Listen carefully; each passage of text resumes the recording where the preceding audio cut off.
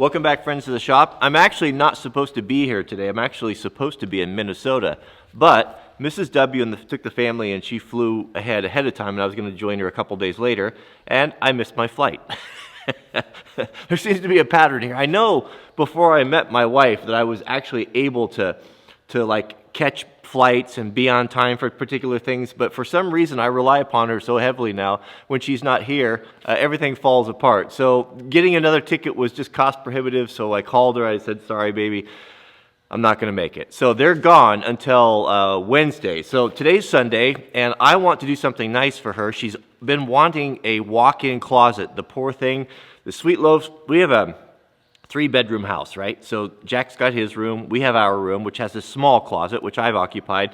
Mrs. W was using the Sweet Loaf's bedroom for her closet, and it's become problematic because she can't go in there and interrupt her and get her clothes while the loaf is sleeping. So I'm going to surprise her when she comes back with a beautiful walk-in closet, I hope. So let's get started. I'll show you my workflow, and then we'll just kind of jump into it. So what do I mean by workflow? Workflow is just a fancy name for it. Get a plan, right? Get a plan. So here's my problem. One of my weakest character traits is patience, lacking patience. And when I get focused on something and I want to build something or do something, nothing sets me off quicker than to be aggravated by not being able to find the tools I need to do the job. So I know this about myself, and so this is what I've done, and this has alleviated this problem. So make a plan.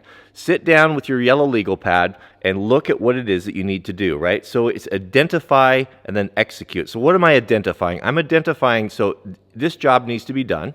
This is the most important thing right now. What do I need to accomplish this thing? I need materials and I need tools, right? And I write that down. So I think about it. I sit there and look at it, engage my brain, think about, visualize the whole project, and then make notes of what I'm going to need to accomplish this. And I write my list for materials, and then I write my list for tools, and then I get very organized and I get everything out.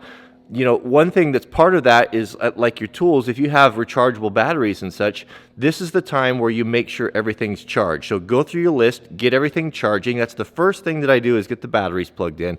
I go to all the tools. Do I have a sharp blade? Is everything charged? Once I start this project and get my brain engaged on the task at hand, the last thing I want to do is be worrying about these things, which just get in my way. Table saw, put the new blade in if you need it, get everything ready, get all your materials ready, all of those things. For me, I rarely have what I need to do the job, and so when I decide to do the job, that's not the day I'm going to do it. That's the day of putting everything together.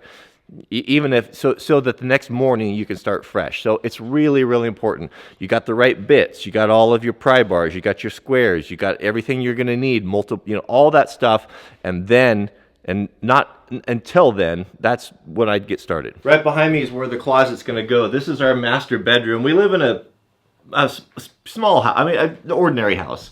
It's very old. It's 120 years old or so, so it is crooked, beyond crooked. Just to give you an example, actually I should tell you what we're doing here. So this is the opposite side, and this is the west side here, the bedroom opposite the bed, and this is what we want to close into a really nice walk-in closet that Mrs. W can put all of her things in. So what I did is I ordered 3 huge solid glass doors that are going to be, they're like it's on a tri-track. Well, here it is right here. So the track is right here. This will mount on the bottom, and those whole thing will slide to one side and nest to the other, and then you have a whole glass wall of mirror, which will make the room look bigger, and then she can, of course, get beautiful for her husband.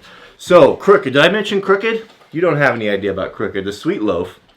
Our house is so crooked that she likes to play with balls, little toy balls and different things, and you just sit one on the floor, and it'll make this long route and then end up in the corner of the house because the whole thing slopes to one side. I just checked this floor for level. It's just about 8 feet across here. It's about 2 inches out of level. That means, when this track, which has to sit flat, right? Because the doors, if you sit this track crooked, the doors will all slide down to one side, right? We don't want that. So this has to be flat, level, right? So this is actually going to be below the flooring, and this is actually going to be sticking up to it. You're actually going to have to step over it. But that's what it is, And some people I've seen, and I don't understand this, well, okay, so you're working in a crooked environment. I'm just going to build stuff crooked. I just can't do it for some reason. You know, to me, it's like a metaphor in life. It's like, yeah, the whole world is crooked and wrong and bad and not correct. And instead of just being the straight line and doing what you know is right, people end up conforming, and I just can't build that way. So I don't care. I mean, so you look around here and you'll see like trim pieces that look like a triangle, you know, because what I build is going to be straight and it's going to be plumb. I don't care what everything else does, and it's such a metaphor for life too. Just because someone is doing something, and everyone's doing it, and you don't feel like you want to stand. No, your life should be a contrast to the crooked, a straight line in a crooked world. So, all right, sermon done. Let's get started on the demo.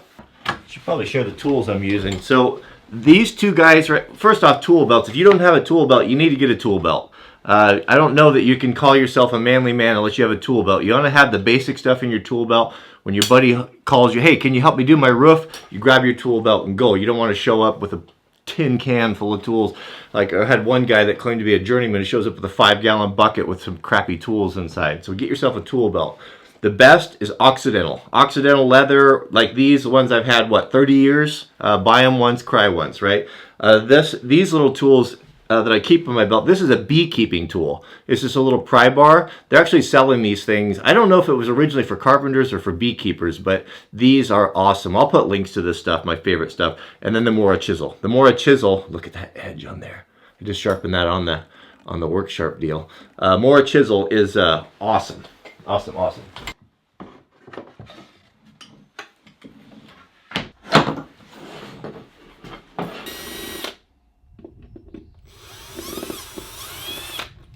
And as it's always been with this house, everything is going to be difficult. So what we have here is this wall is super thick right here. You see that? That's because that's all logs, log home. And then someone in the early 90s, I'm guessing, raised the roof on it. And so we have all sorts of just crazy stuff.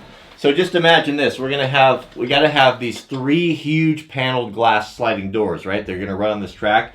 And of course one of them is going to need to close up against the wall, which we have a big gap here, right? That's not going to look very nice. So we have to deal with that. So basically what we have to do is we have to build a plumb and square aperture that will receive this. So the rough opening, or the rough finish opening for these doors is 80 inches, 80.5 inches. That's what our finished opening will be, what we mount our tracks to. So what I have to do is I've got a diamond-shaped hole here. I need to make a perfectly square hole so that those things all come together. So they'll slide and they'll move equally. So what we need to start with is right here. Now we have these windows pushing.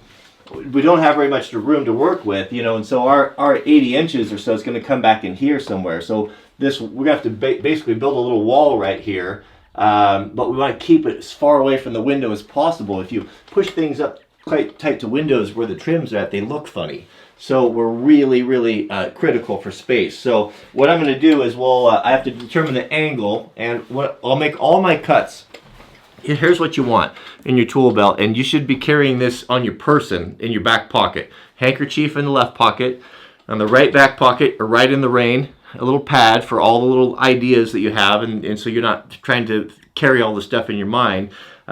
Pocket knife, flashlight, handkerchief, wallet. That's basically how I set it up here. So what I'll do is I'll write all my dimensions down and transfer them down. I got to come up 2 flights of stairs, right? And then back through the house and across the road. It's back and forth to where my saws and everything are all set up. It's a long way, so I don't want to have to come up here any more than I have to. So I'm just going to get to work figuring this stuff up, and this is where it's all going to start. We'll set this, and then we'll build everything, plumb everything to that. I just put this floor down, a month or 2 ago, this is an engineered floor, so you can't build on top of it. So I'm going to remove these pieces, and then we'll set the track, everything on the subfloor, and then we'll bring the floor to it, because it needs to move and expand, so you can't nail through it. So we're ready to start cutting our material. I'm going to use a pre-primed 1x4 to hold this track on the top, and it's going to have to have a custom cut in it. I got to match the angle of the existing roof line, so it's going to be what I think I'm going to do and what I might do at the end may change. So We'll go 111 and 15/16. So again, write these things down so you have them, so you don't have to remember everything. 111 and 15/16 for that. Now we got to figure this angle. Big Lou, you recognize that? Big Lou, I think if I remember right, this belonged to a family member. Maybe it was his granddad. I forget. Sent this to me. This old angle gauge. All right, so I need to determine this angle here, and because we're going to need to cut that on the table saw at that exact angle. So I'll just take that down with me and use that as a reference here.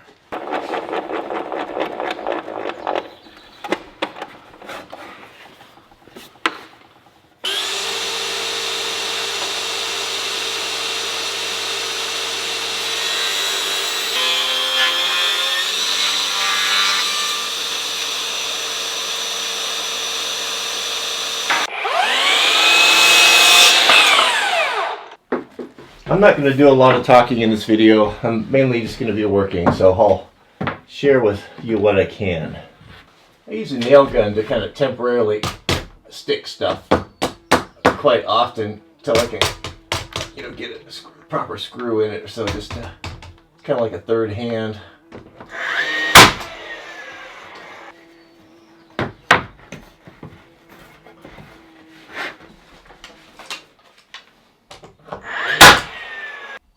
$80.5. That's our high side. That's perfect. I can only imagine what we have over here. Yeah, 80 and 81 and 5/8. So it's not as much as I thought it was. Still a lot though.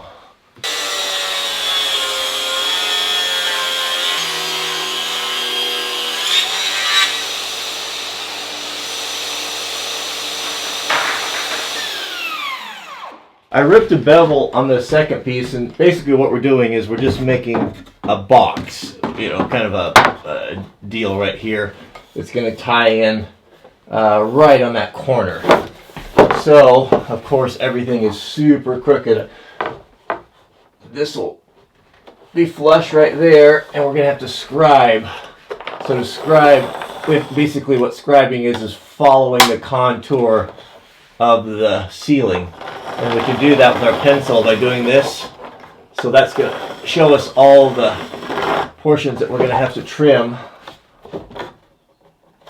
Boy, it would be nice to have a helper here, but that's what we got. We get a little bit of flex out of this thing too. So.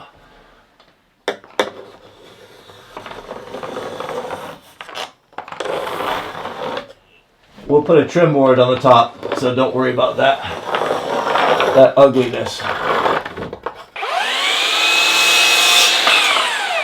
Let's see how we did. I took that 1x and scribed it, or just put the jigsaw down in the shop. Now I'm going to want this to hang down a little bit, just so you don't have have these little shadow right there, and then you don't see that seam as much. So don't worry about the top. The top's a little bit raggedy there from the scribe, but that's going to get a trim piece on it. So that looks good. Looks good. Okay, so we're hitting. We need to take a little bit right here. Right there we're hitting right here. That's such a small amount. I should be able to just take my knife and trim that. So you reap what you sow here. I took a moment, put in new blades and everything. Now when I need it, it's sharp and I can do good work. You imagine the aggravation that it caused you just to pull out your utility knife, and because you didn't change the blade, now you got to go back down and find all that stuff, and slows the job down tremendously.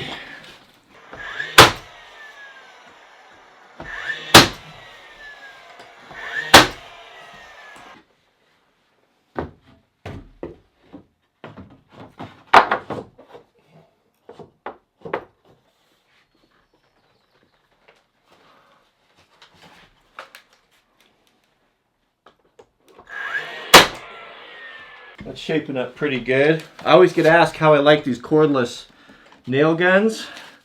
They're awesome. I'm so glad to be rid of the compressor and and air hoses and all that stuff. You got a hook on them. You can just keep. It's like having a helper. You know, all those hard to get to deals. Gives you almost an extra hand. So that was probably about the hardest part of this whole thing. We've got a rock solid mount here for the top track, and it's a little bit crude on the top here. Well, this is all going to be painted, so there'll be a piece of trim on the top there to kind of. I'll use a small piece of trim so it can bend and follow the contour, and once that's caulked and painted in, you won't notice it. Actually, it'll just give it a little bit of a detail. So we're perfectly level. Everything's good. Our finished opening needs to be 80.5, and we got that exactly. So from the subfloor up, so we're good there. So I think the first thing we need to do, or the next thing we need to do is I'll cut that track to length, mount the track, and then we'll plumb down, and then we can start building our little wall there, and then we'll want to build a little wall here as well, just very, very small, but just so we can trim it, and it has a nice, because I don't know if this wall is plumb. I could just assume that it's not. So we'll put our own 2x4 in there and we'll plumb it.